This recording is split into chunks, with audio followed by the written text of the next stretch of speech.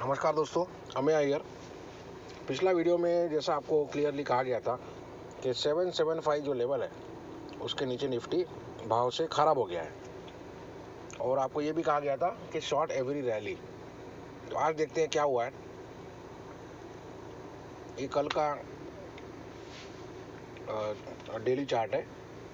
देखिए 744 का कल का हाई था और उसके बाद ऑलमोस्ट 140 पॉइंट्स का डिक्लाइन आया है। तो शॉर्ट दी रैली ट्रेड वर्कड यस्टरडे। आज की अगर बात की जाए तो 748 का आज का हाई है और कल का हाई था 744। तो बराबर से आज भी वही एक फॉल्स रैली आया था, फॉल्स स्पाइक आया था जिसको आपको शॉर्ट करना था, क्योंकि जब तक 775 के नीचे मार्केट है कोई सवाल ही नहीं पैदा होता है आपको लॉन्ग करने का, बट जिसमें एक रिलीफ रैली आ सकता है, लेकिन उसका कोई मतलब है नहीं। जैसा कल आप देखिए 606 का लो था, 670 का क्लोज था, तो ऑलमोस्ट 64 पॉइंट्स का रिलीफ रैली आया। इसका कोई मतलब है नहीं।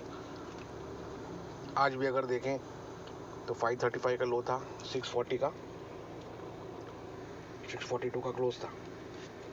तो रिलीफ रैली तो आ रहा है फ्रॉम द डे लोज, लेकिन उसका कोई गारंटी नहीं होता है। गारंटी वही चीज़ का है, ट्रेड हमको वही लेना है जिसका कोई गारंटी है।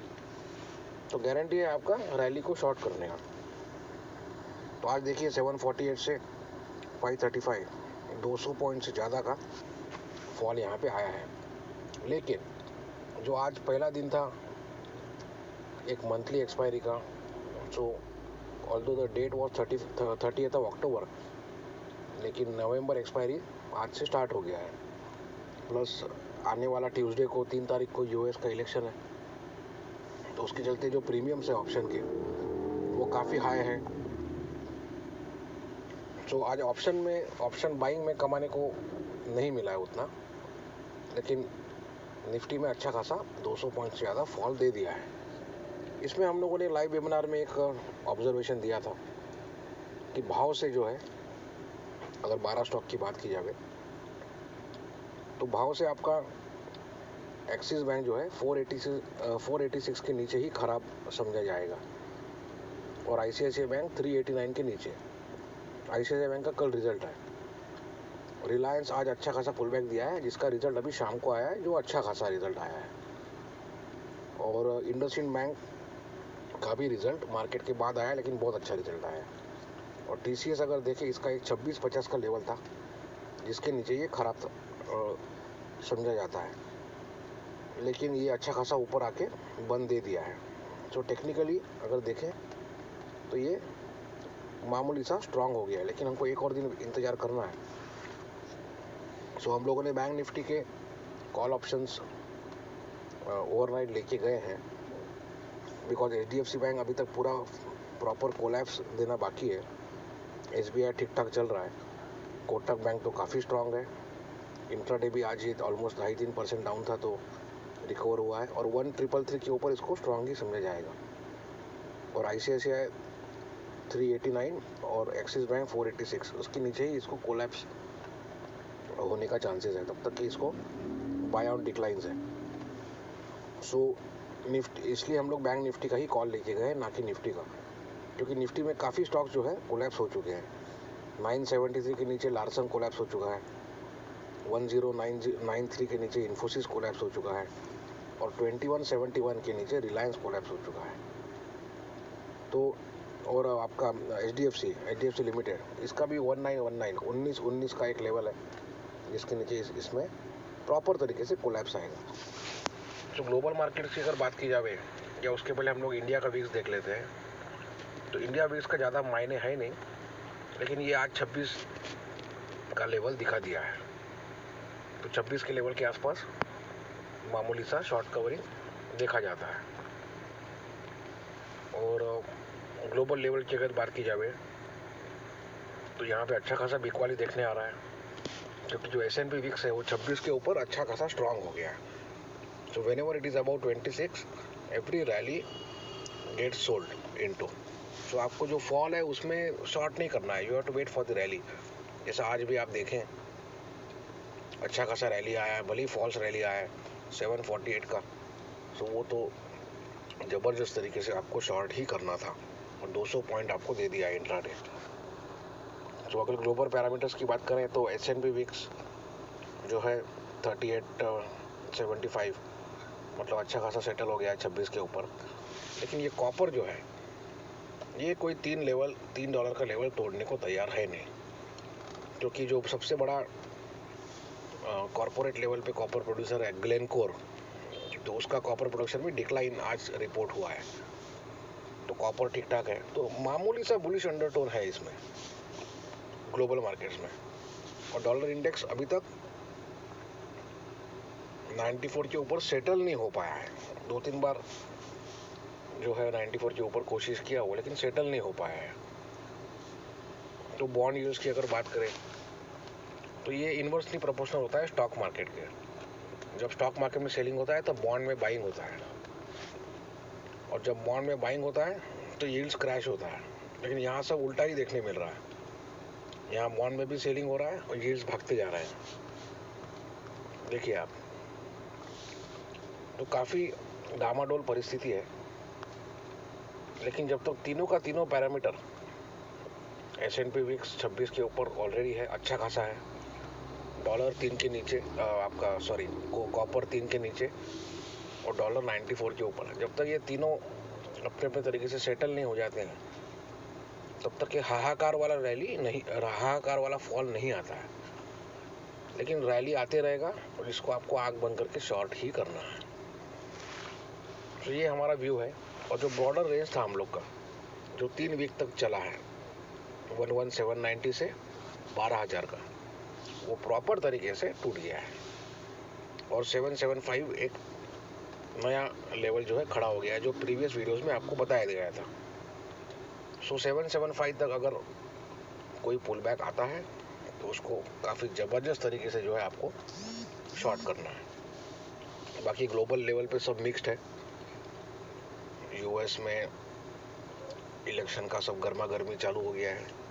कोविड केसेस का वहाँ पे मीडिया पे ज़्यादा बात उठा रही है, लेकिन लोकल लेवल पे कोई इतना टॉपिक है ही नहीं। और लॉकडाउन नाम का कोई चीज़ कभी यूएस में था ही नहीं।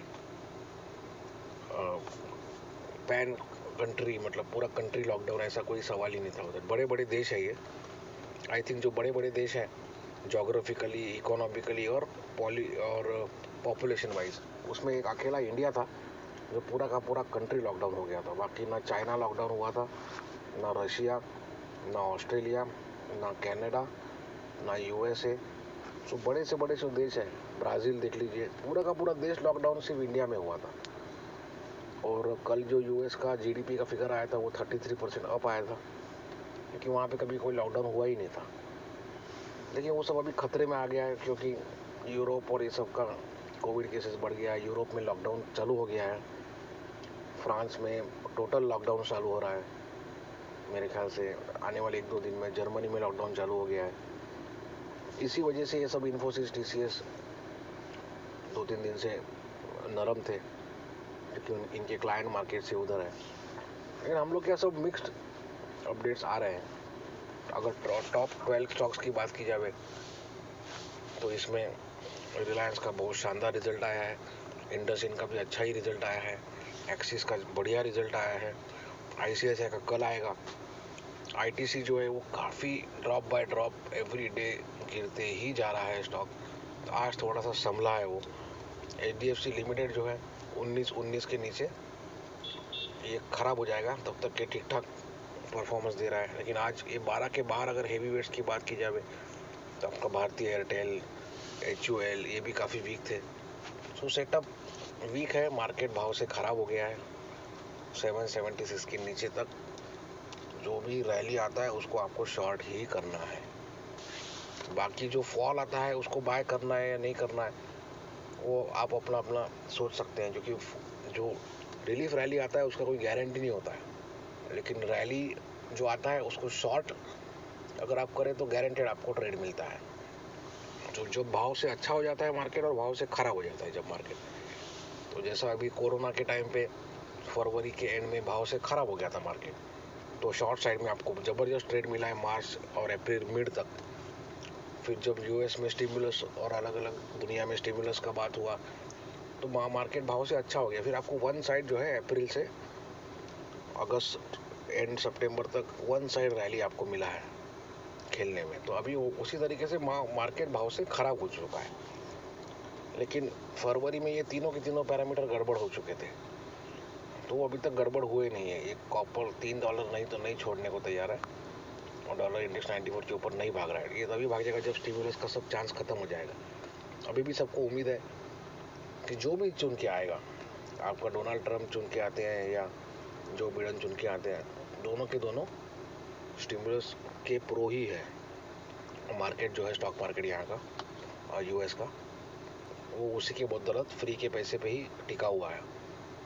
और वो सब डेवलप कंट्रीज है, वहाँ पे मनी प्रिंटिंग से कोई इन्फ्लेशन कभी बढ़ता नहीं है, क्योंकि जो भी आप वहाँ का कमोडिटी का सप्लाई होता है या अवेलेबिलिटी इसको कह सकते हैं, वो वहाँ की डिमांड से मल्टीपल टाइम्स होती है। जैसा इंडिया में आप अगर ऑब्जर्व करें कि भाई रिसेंटली आप देखें तो ऑनियन प्राइसेस 100 रुपये किलो के ऊपर चले गए हैं, फिर कभी वो 10 रुपये हो जाते हैं। तो इस टाइप का फ्लक्चुएशन कभी होता ही नहीं है डेवलप मार्केट्स में।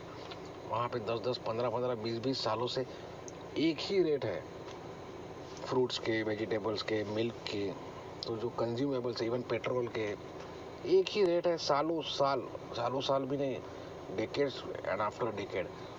तो वहाँ पे इन्फ्लेशन का कोई डर ही नहीं है, इसलिए इन लोग मनी प्रिंटिंग जो है बिना रुके करते ही जा रहे हैं। तो अभी इन लोग का पॉलिटिकल लेवल पे जो आपस में इन लोग का टसल चल रहा है, उसके चलते ये थर्ड स्टिमुलस रुका हुआ है। तो ये स्टॉक मार्केट लेवल पे फॉल है।